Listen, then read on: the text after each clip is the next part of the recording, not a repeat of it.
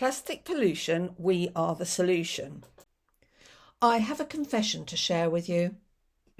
I'm a collector. It all started normally enough. First it was postage stamps, then Brook Bond tea cards,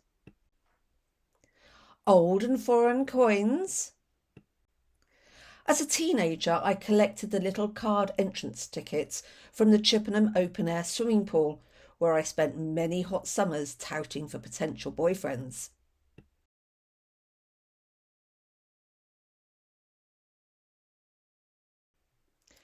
Then I married and collected 3 children. Well, actually, they were delivered. More recently, my collections are a little more eclectic. Currently, I collect toothpaste tubes. You may ask why I collect toothpaste tubes and keep them very visible in my bathroom. Because they annoy me. Socially, we have patted ourselves on the back for removing single-use plastics such as straws and takeaway knives and forks. But when did you last hear of a refillable toothpaste tube? Never. In the early 2000s, Hart District Council advertised that they recycled plastic bottles. But what about all the other plastic items, including my plastic toothpaste tubes? These were not on the list of items collected by Hart District Council's fortnightly recycling lorries. I refuse to put my recyclable toothpaste tubes into the black refuse bin for incineration, so I've collected a significant number of single-use plastic items. So where does this plastic come from? That's a really good question. The majority of plastic objects on our planet Earth originate from the petrochemical industry. So here are some stats. If we look at the figures for crude oil extraction, the numbers are phenomenal. Under this definition, crude and condensate, total world oil production in 2023 averaged nearly 82 million barrels per day. The level of oil production reached an all-time high in 2023, 35 billion barrels a year. This screenshot gives the figures for crude oil production as at December 2023. We can see that the USA topped the producers at over 13 million barrels per day, followed by Russia at over 10 million barrels per day. In December 2024, the USA remained the top producer, followed by Saudi Arabia, who substantially increased their oil production. Russia had also increased production levels in this year to remain in the top 3 fossil fuel producers. The United Kingdom ranked 21st in the 2024 table, up from 23rd in 2023. In 2023, global crude oil production amounted to approximately 4.5 billion metric tonnes. This was the largest amount that had ever been produced. According to Wikipedia, the content of each barrel of oil is used as follows: 46% gasoline, 9% jet fuel, 26% diesel and other fuel, 3% asphalt, 4% heavy oil fuel, 1% lubricant, and 11% other products. 11%, that is a significant figure.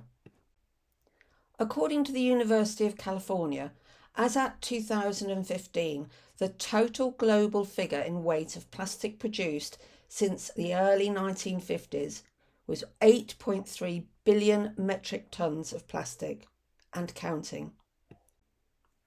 According to the IUCN, over 460 million metric tonnes of plastic are produced every year.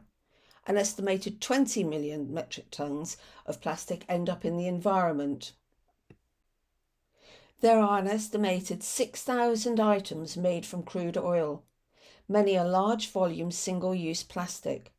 A growing number are recognised as pollutants and potentially toxic to humans, living creatures and the environment. Annoyingly, the notion of plastic recycling is not much more than greenwashing. For the very few types of plastic which can be commercially recycled, there is a limited number of times this material can be recycled. Less than 10% of all the plastic ever produced has been recycled. In truth, while 30% of number 1 and number 2 plastics are recycled, numbers 3 to 7 are much more difficult to be repurposed. In fact, numbers 6 and 7 are virtually impossible to recycle.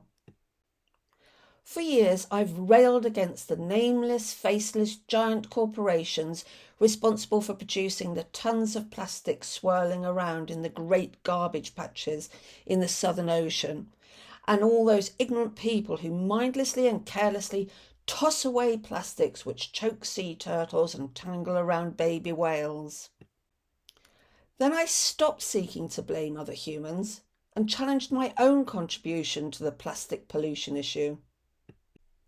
I considered how I could change my shopping habits and play an active role in the solution to this problem.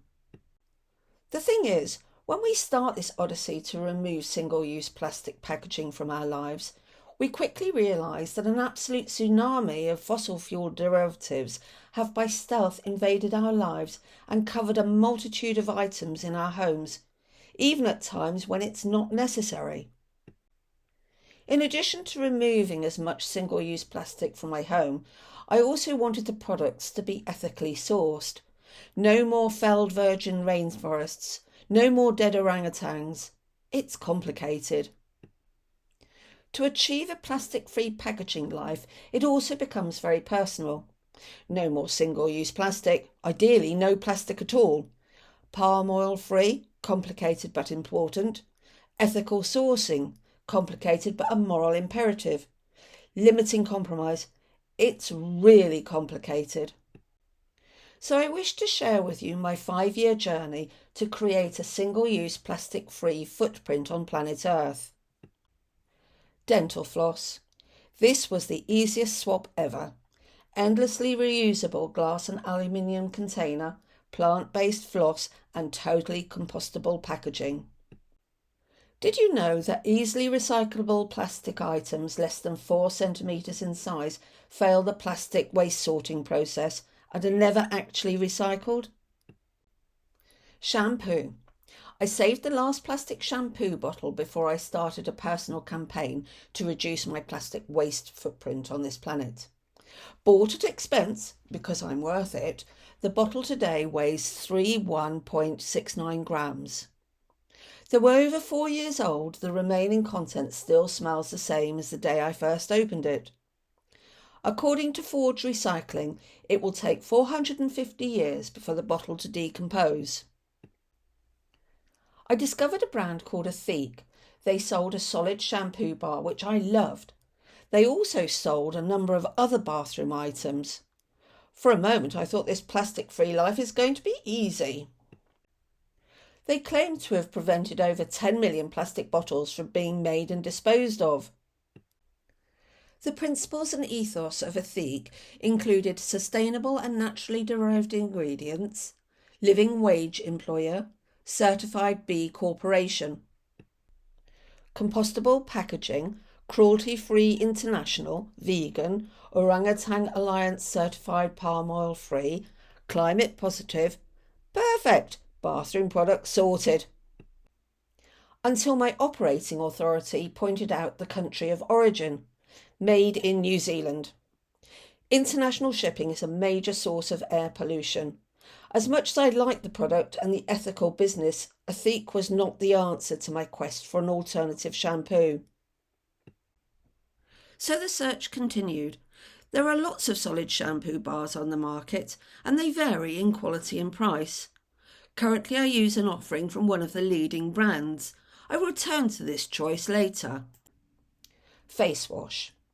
After decades of using the same brand's face wash, I was super pleased to find that they offered a plastic-free face wash bar, which was simple to use and kind on my skin. Reading ingredients. When I started my collection of children, I also started fanatically reading the ingredients list on the food I was feeding them. On the side of the box containing my leading global brand face wash bar was a list of ingredients. The text was so small I had to take a photo and enlarge it. Sure enough, it contained palm oil derivatives. So I emailed the brand, and this is their blah blah blah blah response. I continue to use this leading global brand's product, and I will explain why later. Body wash. Finding a plastic-free shower gel was quite a challenge. Even the nomenclature is a minefield. Having used shower gel for years, I was not in a hurry to return to bars of soap for a number of reasons. Finally, I discovered Millie and Sissy, and I really liked their products, including the passion fruit fragrance shower cream. The instructions tell you to mix the powder inside the fully compostable package with 400 millilitres of tepid tap water and leave overnight for all the ingredients to make friends. The added bonus of using a pump action dispenser and endlessly refillable bottle is that the pump device limits the amount of creme pumped out and is therefore economic to use. I collected the empty packets, as you do. 10 of these weighed 114.47 grams and would fully decompose in the ground within a year. The positive aspect of this packaging also became an unexpected issue. We have become accustomed to using plastic bottles that take 450 years to decompose.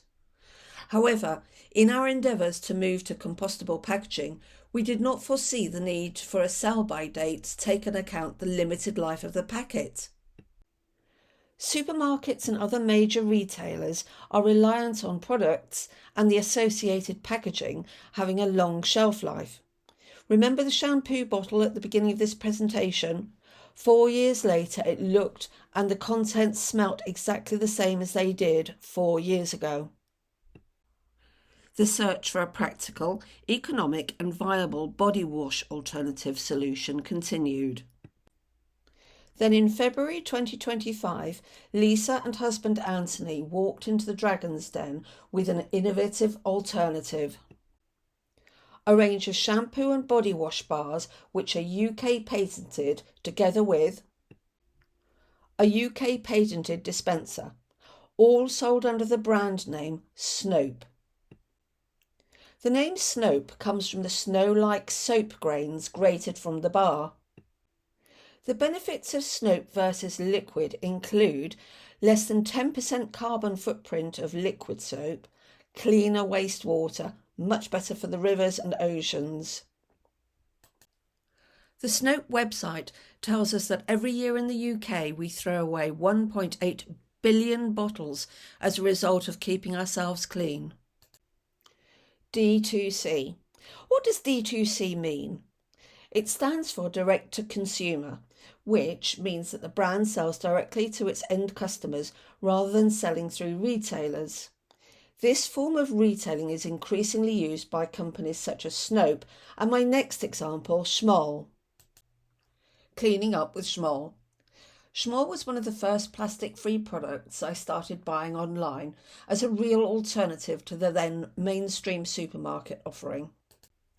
Their dishwasher tablets come in packs of 30 and are delivered by post directly through your letterbox. 100% plastic free, this product cleans up nicely with no acrid smelling residue of the supermarket offerings. Schmoll allow consumers to create their own online account. From here, account holders can manage their plan, adjusting the delivery schedule to accommodate changing needs. Schmoll have a growing product range which includes washing up liquid, fabric conditioner, multi-purpose bathroom and glass sprays, laundry capsules, hand wash. There are key positive reasons to use Schmoll, including the use of domestic tap water with the refill tablets to top up spray and hand wash bottles. This saves national transportation costs and associated air pollution from HGVs. Bleach. One of the hardest swaps turned out to be incredibly easy. That was bleach. Kills all known germs dead. Also, very toxic to aquatic life. Also, toxic to aquatic life with long-lasting effects. There is a plastic-free alternative to chlorine bleach, percarbonate of soda. A natural and effective cleaning alternative, this product is made from natural raw materials, salt, water, chalk. Great for stain removal as a general cleaner and disinfectant. Leaves your home fresh, clean and germ-free, and the fishes and frogs happy. Toilet paper. A strong and persistent social media campaign seems to have worked for a company who named their product Who Gives a Crap. Another D2C business, this product is now sold in Waitrose. Ethics is a strong driver behind many new businesses, and in this case 50% of all profits go towards clean water projects. However, you do not need to pay a premium price for paper packaged toilet paper. Sainsbury's own brand Stamford Street toilet paper comes in paper packaging. Tissues. Tesco's multi-pack pocket tissues are wrapped and packed in paper. Of course, most tissues are sold in cardboard boxes. The paper packaging of the pocket tissues promotes FSC, the Forest Stewardship Council, a not-for-profit organisation which promotes responsible forest management worldwide. Environmental, social and economic stakeholders. Cotton buds.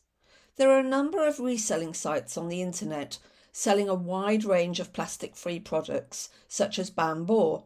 These buds are an organic option. Cool after sun. Science use card tubes and tell us we formulate and make our natural hand-poured balms in beautiful Cornwall in the UK. Supporting global players.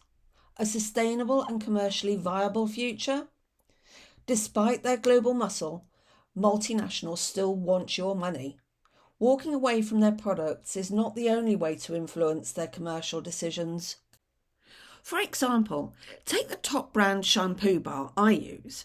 Their shampoo bar is really good. Buying their products in plastic-free packaging gives them an incentive to promote the use of fossil-free alternative packaging for their products. Plastic, in some cases, is irreplaceable. For example, in medicine. The global multinationals have the financial power to support the development of innovative alternatives to fossil-derived plastics. Plastic innovation. This is Kelpie founder and CEO Fionuala Quinn. Fionuala became obsessed with making plastic from seaweed. The plastic pellets Kelpie produce can be used in existing moulds to make biodegradable packaging. The product can be engineered to have a short life for food packaging or a longer life for shampoo bottles. Naturally and refreshingly, care of the environment is central to the ethos of Kelpie. Conclusion. So why have I come here today to deliver this presentation? It's not to educate. Most of what I have said you will already know. The purpose is to give you an example of the bizarreness effect and how we can strengthen our message. After all, when did you last see this many used toothpaste tubes? To enthuse. It takes energy to be passionate about this global issue. To challenge the view that alternatives are more expensive. Most importantly, to highlight the true price of plastic consumables, because in my view, ultimately, the true cost of global plastic waste is very expensive indeed.